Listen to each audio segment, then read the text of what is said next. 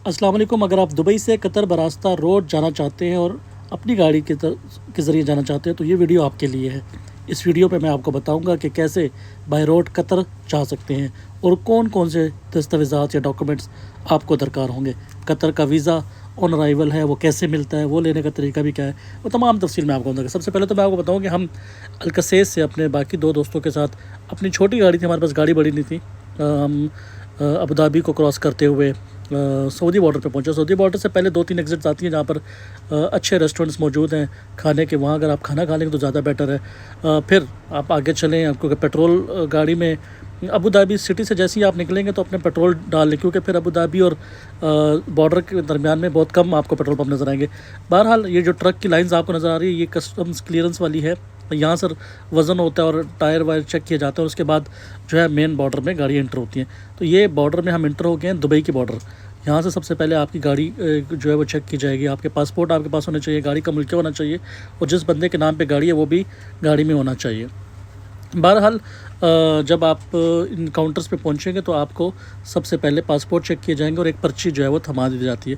वो पर्ची लेकर आप अगले डिपार्टमेंट में जाते हैं जहाँ पर आपकी गाड़ी के आप नज़र आओगे सऊदी अरब का बोर्ड लगा हुआ है। जो सऊदी अरब की एंट्रेंस है वो यहाँ से हो रही है। यहाँ पर एक खातून बैठी हुई थी जिसने हमें एक पर्ची दी, उसने स्टैंप लगाई और उस पर हम, ये भी यूएई का ही बॉर्डर है, यूएई के लिए आप यूएई से हम इंटर हो रहे हैं। जो इमिग्रेशन और तमाम प्रोसेस जो है वो होता है। बहरहाल जब आप कतर जाना चाहते हैं तो कतर आप सऊदी अरब से जा सकते हैं, क्योंकि कतर की बॉर्डर जो है वो किसी मुल्क से नहीं मिलती है सिवाय सऊदी अरब से। तो कतर जाने के लिए सबसे पहले आपको सऊदी वीज़ा चाहिए होगा। सऊदी ई वीज़ा है, 480 दिरहम का मिल जाता है, 450 का भी मिल जाता है। ये आपकी लक के ऊपर है कि आपको कहाँ से मिलेगा। वो वीज़ा लें, आपके पास सऊदी इंटर होने के लिए वीज़ा होना चाहिए। वीज़ा आपका देखेंगे वो, अगर आप पहले गए हुए हैं तो आपको फिंगरप्रिंट की ज़रूरत नहीं है। आपको जस्ट एक गाड़ी में बैठे बैठे एक थंब लगाना पड़ेगा और आप हो जाएंगे। लेकिन अगर आप फ़र्स्ट टाइम जा रहे हैं या गाड़ी में आपके साथ कोई बंदा फ़र्स्ट टाइम जा रहा है, उसके लिए फिर आपको एक नया प्रोसेस होगा कि उस बंदों को पासपोर्ट लेके अंदर इमिग्रेशन में जाना पड़ेगा और उनको वो तमाम जो फिंगरप्रिंट्स हैं और आई स्कैनिंग जो है वो तमाम से दोबारा करनी पड़ेगी। ये इमिग्रेशन कंट्रोल का पॉइंट है। यहाँ पर आके थोड़ा सा रश होता है क्योंकि पासपोर्ट कंट्रोल हो रहा है, पासपोर्ट चेकिंग हो रही होती है। उसके बाद यूएई की जो है बॉर्डर जो इंश्योरेंस का भी यहाँ पर कोई नहीं पूछेगा आपसे। बहरहाल आप अपनी गाड़ी का मुल्किया वो दिखा के बंदा जो है वो गाड़ी का होना चाहिए। तमाम बंदों के नाम अगर चेक करते हैं, इसके बाद आपको एग्ज़िट की स्टैंप लगाकर सऊदी वीज़े के साथ ही आपको सऊदी की तरफ बॉर्डर की तरफ रवाना कर दिया। तो फिर आपने यहाँ पर 3 से 4 मिनट की ड्राइव है, क्योंकि स्पीड लिमिट जो है वो कम होती है। तो फिर आप यहाँ से सऊदी बॉर्डर के जो रास्ता है वहाँ पर एंटर होंगे। आप देख सकते हैं कार्स, बसेस और जो दूसरी गाड़ियाँ उनके लिए डिफरेंट रास्ते हैं। 12 साइन बोर्ड लगे होते हैं, कोई ज़्यादा मुश्किल नहीं होती है।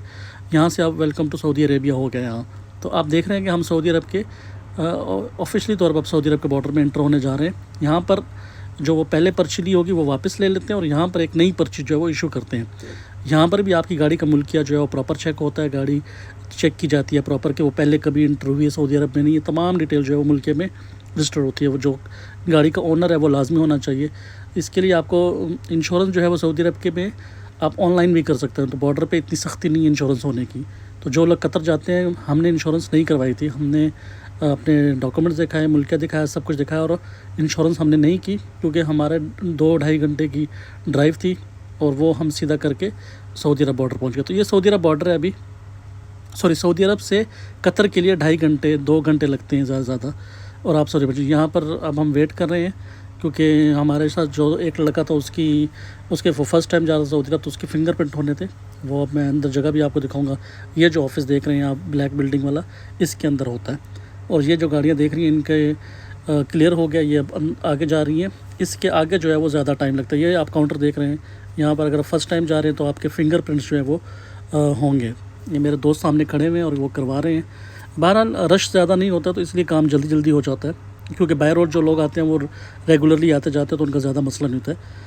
अच्छा, अब यहाँ पर कस्टम का जो आ गया, कस्टम में सबसे ज़्यादा पासपोर्ट कंट्रोल वाले सिस्टम क्लियर हुआ, आपका वीज़ा का हो गया, फिंगरप्रिंट्स हो गए, स्कैनिंग हो गई। तो गाड़ी चेकिंग का मामला जो आता है कस्टम का, ये सबसे जो है वो लेंथी प्रोसेस है। यहाँ पर टाइम लगता है क्योंकि वो प्रॉपर चेकिंग करके आपको भेजेंगे। क्योंकि हम हज के दिनों में जा रहे थे तो हज में और ज़्यादा जो है वो स्कैनिंग ज़्यादा होती है।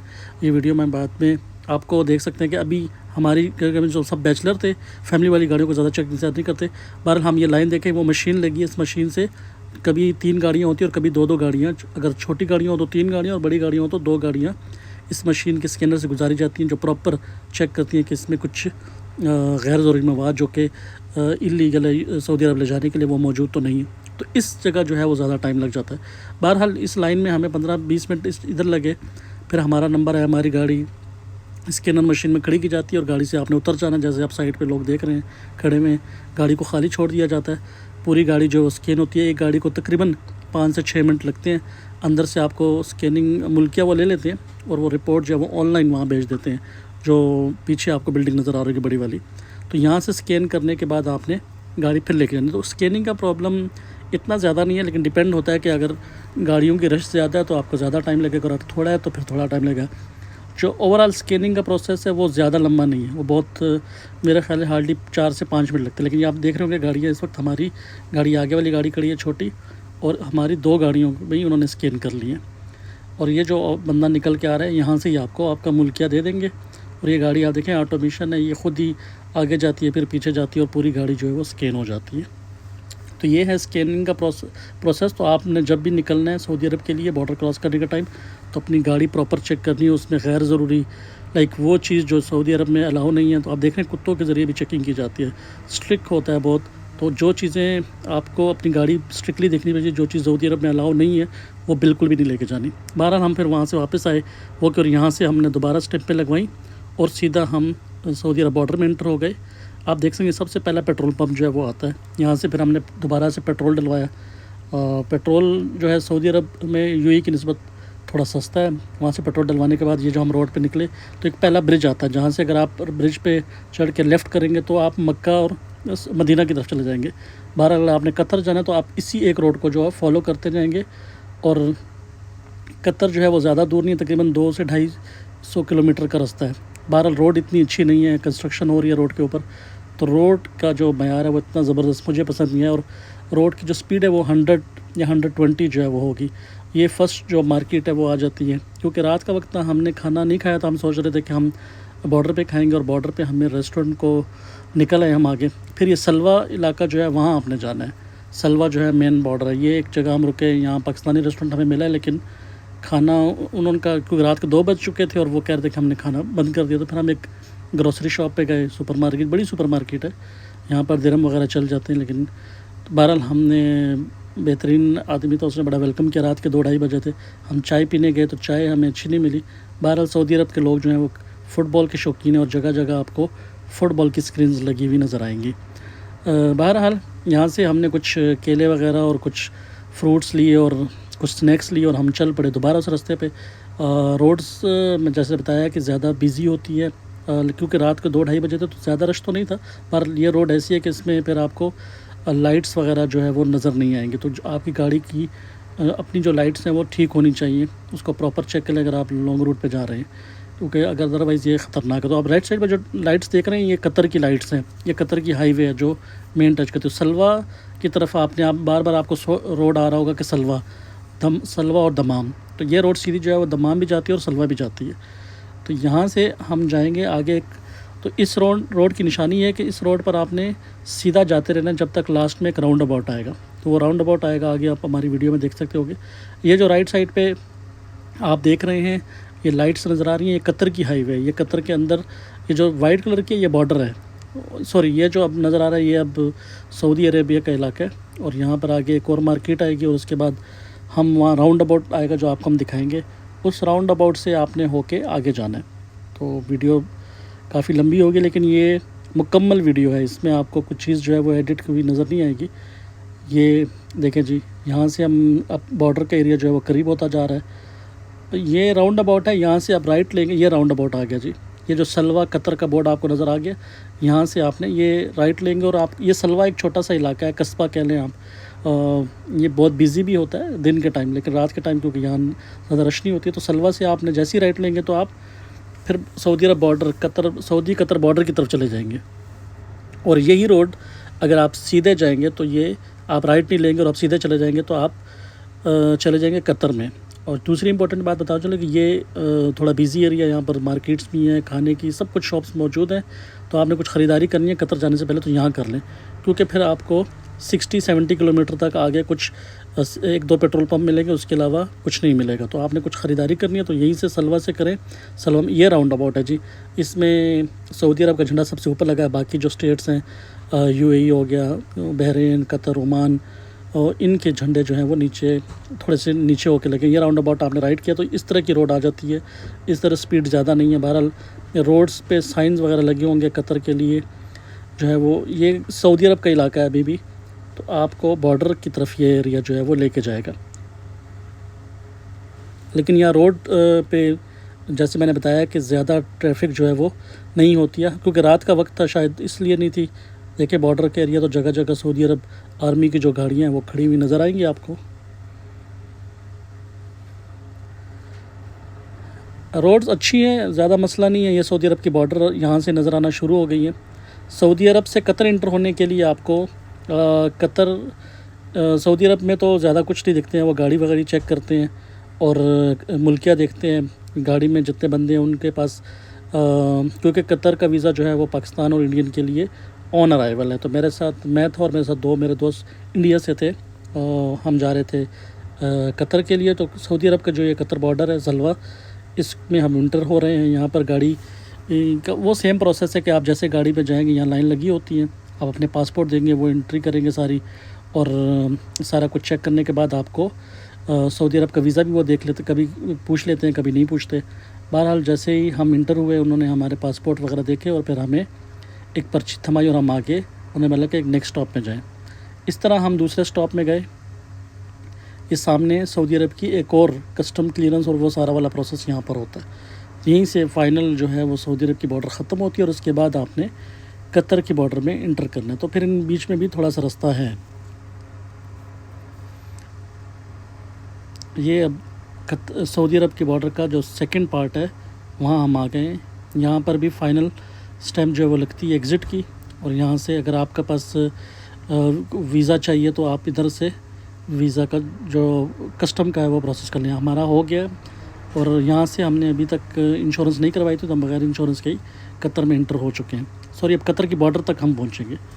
बीच में ये कुछ हिस्सा है, ये लंबा है काफ़ी रोड, वहाँ आगे जाके फिर कतर की बॉर्डर जो है वो आएगी और वहाँ पर मैं आपको बताता हूँ कि क्या प्रोसेस है। कतर में ज़्यादा मसला नहीं है, लेकिन सिर्फ पाकिस्तानी जो है उनके लिए जितने दिन की उन्होंने करवाई होगी होटल बुकिंग, वो जो है वो लाजमी होगी। और कतर में आप कोई भी होटल नहीं करवा सकते। जो होटल उनकी कतर डिस्कवर कतर के नाम से एक एप्लीकेशन है, उसमें से जो होटल होंगे उन्हीं में आपने जो होटल होंगे वही बुक करने हैं।